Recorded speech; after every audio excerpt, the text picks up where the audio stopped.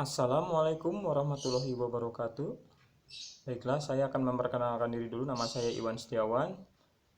Saya adalah guru pengajar jurusan Teknik Kendaraan Ringan Otomotif atau TKR. Jadi, saya akan mereview atau membahas secara ringkas atau secara umum yang mana dunia otomotif ini adalah diminati oleh baik oleh kaum pria maupun hawa, dan ini terus berkembang seiring kemajuan zaman ya. Sebagaimana kita ketahui bahwa merek otomotif itu banyak sekali beredar ya, baik yang sudah terkenal maupun ada lagi yang baru yang dari Eropa, Asia ya, seperti Mercedes, Nissan, Honda, BMW, Toyota, Suzuki dan sebagainya. Nah, jadi ini akan memberikan gambaran kepada siswa yang memilih jurusan SMK otomotif, kemudian juga bagi yang ingin kuliah jurusan otomotif, nanti selanjutnya bisa mengajar otomotif ataupun menjadi dosen otomotif, ataupun nanti bagi yang berminat bekerja di dunia otomotif. Baiklah, jadi kalau di otomotif itu biasanya ada tiga pembahasan ya mengenai mesin atau engine, electrical atau listrik, dan yang ketiga adalah sasis.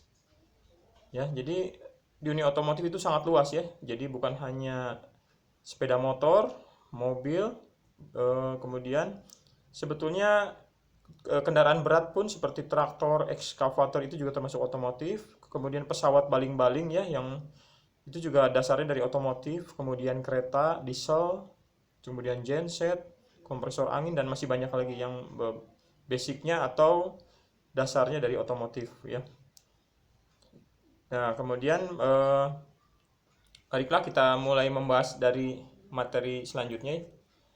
Nah, ini teknik otomotif itu ada TKR, kendaraan ringan, teknik kendaraan ringan, ada TBSM, teknik bisnis sepeda motor, dan teknik bodi otomotif. Ya, jadi kalau interior dan eksterior itu masuknya ke TBO, teknik bodi otomotif, sedangkan di jurusan TKR biasanya mencangkup mesin, ada pemindah daya, ada sasis, ada kelistrikan, ada AC mobil. Nah, nanti ini akan dibahas secara ringkas. Nah, ini ya. Jadi kalau interior mobil itu bagian dalam mobil, di situ ada dashboard ya yang dekat setir, panel-panel itu berisi semua informasi ya, seperti kecepatan mobil ataupun jumlah bahan bakar. Misalnya ada yang bermasalah di pengisian baterai ya, misalnya ada yang menutup pintu kurang rapat. Nah, itu di dashboard itu bisa kelihatan oleh supir, dan juga ada pengontrolan di jendela itu kayak power window ya, bisa naik turun secara otomatis. Ya, itu untuk interior.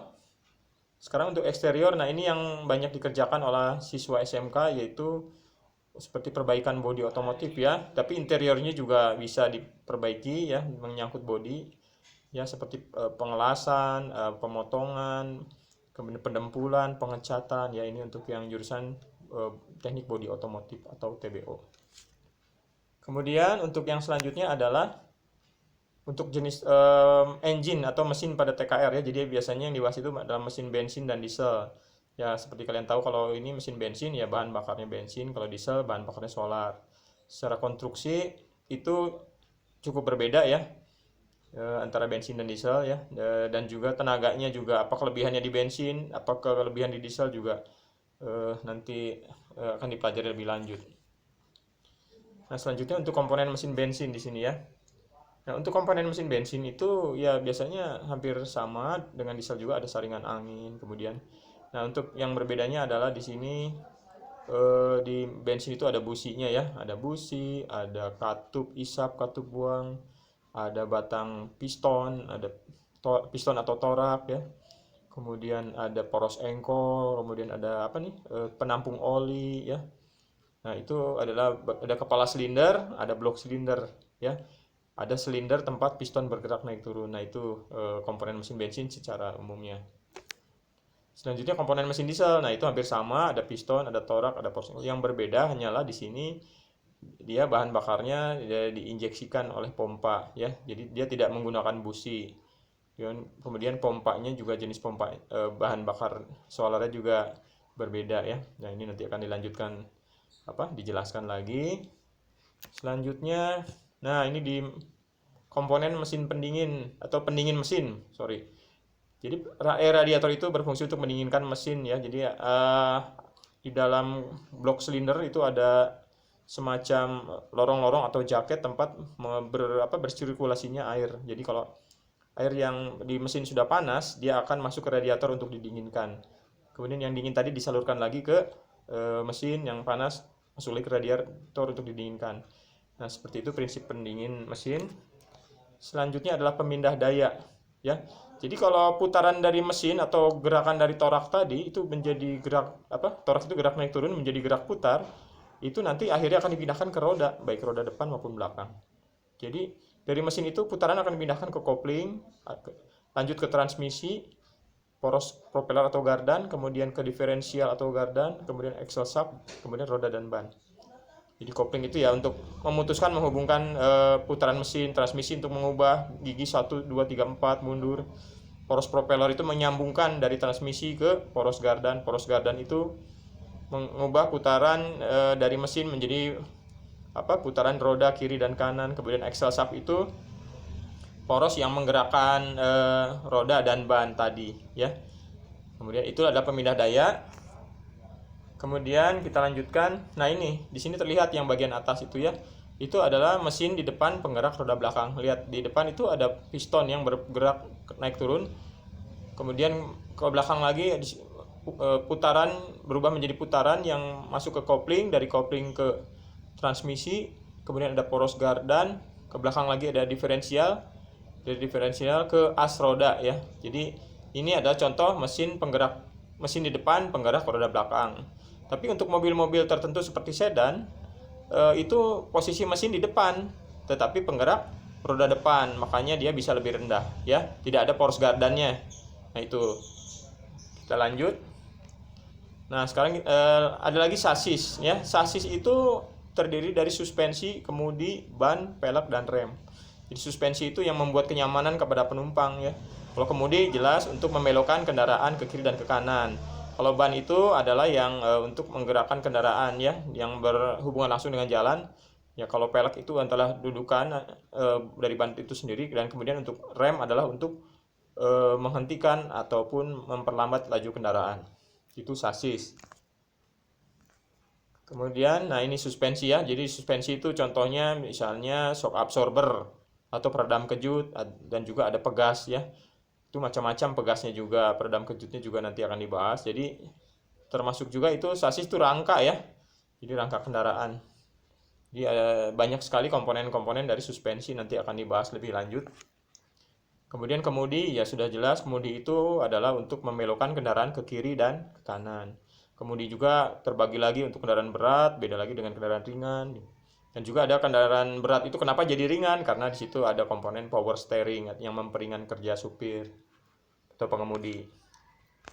Selanjutnya adalah rem atau brake, ya. Jadi rem itu terdiri dua, yaitu ada disc brake atau rem cakram dan ada rem tromol, ya.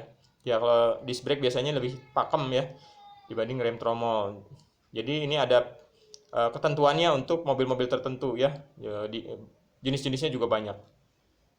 Setelah rem kita lanjut ke ban dan pelek, ya. Jadi ban juga nanti akan dibahas macam-macam ban, ya, macam-macam kembang ban. Ini ada yang horizontal, ada yang vertikal, ada yang campuran. Kemudian jenis-jenis ban juga ada yang ban biasa, ada yang ban tubeless yang tanpa ban dalam, ada lagi yang ban radial, nanti akan dibahas lebih lanjut. Kemudian mengenai kelistrikan. Nah, kelistrikan mobil dulu itu konvensional, ya. Kalau yang sekarang itu udah sistem EV, jadi serba komputer. Di sini ada kotak yang di tengah itu ibaratnya komputernya atau ECU, ya. Kemudian ada yang sebelah kanan atas itu adalah dudukan busi, sebelah bawahnya dudukan busi, yang kanan itu adalah injektor, kemudian banyak sensor-sensor yang sebelah kirinya, ya. Nah, itu seperti itu. Jadi mobil sekarang itu lebih lebih terkontrol, ya. Kalau lebih elektronis itu lebih simple. Kalau yang dulu itu eh, sangat berbeda, ya. Nanti kalian bisa bandingkan. Nah, ini adalah sistem starter. Jadi starter itu adalah untuk penyalaan mula, ya. Jadi kalau di sepeda motor mungkin di starternya caranya bisa motor starter, bisa diselah, ya. Jadi ini sistem starter itu terdiri dari sumber arus listriknya itu baterai. Kemudian di situ ada yang warna kuning itu adalah solenoid untuk meningkatkan yang warna kuning itu adalah motor starternya. Kemudian yang sebelah kanannya itu adalah solenoid yang untuk meningkatkan arus listrik supaya tidak cepat habis akinya. Kemudian disambungkan juga dengan kunci kontak yang terdapat di setir. Itu adalah sistem starter.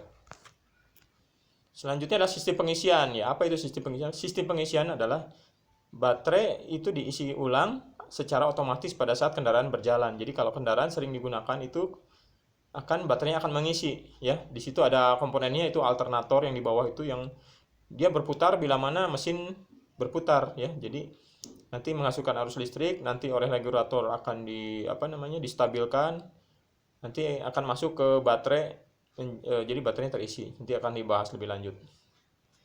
Ini ada lampu indikator pengisian, ya. Kemudian kelistrikan bodi atau bodi electrical. Ya, ini kelistrikan bodi itu seperti lampu-lampu, ya. Ada lampu kepala, bisa lampu jauh, lampu dekat. Lampu sen, belok, bisa lampu kota untuk senja. Ada lampu rem, saat ngerem itu nyala yang di belakang. Kemudian ada lampu gigi mundur, jadi kalau mundur itu lampu warna putih nyala. Ada juga lampu hazard, ya. Jadi kalau untuk keadaan tertentu lampu sennya 4-4 nyala, ya. Seperti itu. Selanjutnya adalah wiper dan washer. Wiper itu adalah penghapus kaca, ya. Jadi kalau hujan gitu, ya, atau membersihkan tapi harus dibasahi dulu, disemprot dulu oleh washer. Ya, washer itu penyemprotnya. Kemudian ini tombol yang dekat supir, itu adalah pengontrolnya, ya, mau digerakkan, mau cepat, lambat, mau disemprotkan air dan sebagainya. Selanjutnya adalah sistem AC atau pendingin ruangan di dalam mobil. Nah, sistem ini adalah ya, supaya penyejuk udara, ya. Jadi di situ ada yang namanya evaporator, di situ ada expansion valve, ada kompresor, ada kondensor, ada dryer. Jadi kalau evaporator itu bisa kalau evaporator itu adalah menghembuskan udara dingin ke dalam ruangan, ya.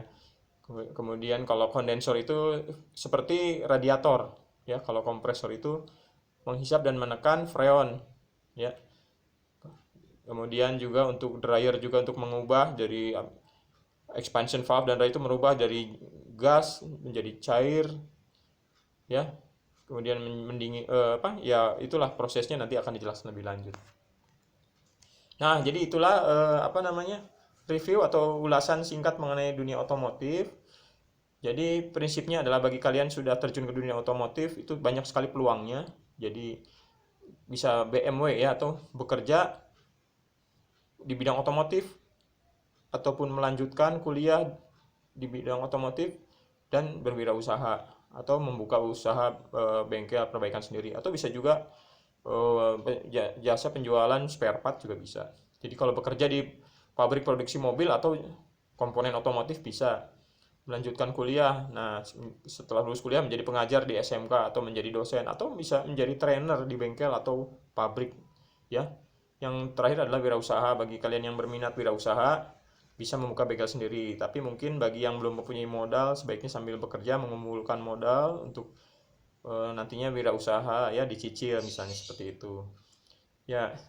Jadi intinya otomotif itu sangat luas. Jadi kalau mau berhasil itu intinya harus rajin, ya. Jadi bidang apapun juga itu, kalau malas itu tidak ada orang yang sukses atau yang berhasil kalau malas. Jadi intinya harus rajin. Ya, jadi mungkin ini review singkat dari saya, semoga ada manfaat dan berguna bagi semuanya. Dan bila mana ada salah-salah kata mohon dimaafkan. Wabillahi taufik wa hidayah. Wassalamualaikum warahmatullahi wabarakatuh. SMK bisa.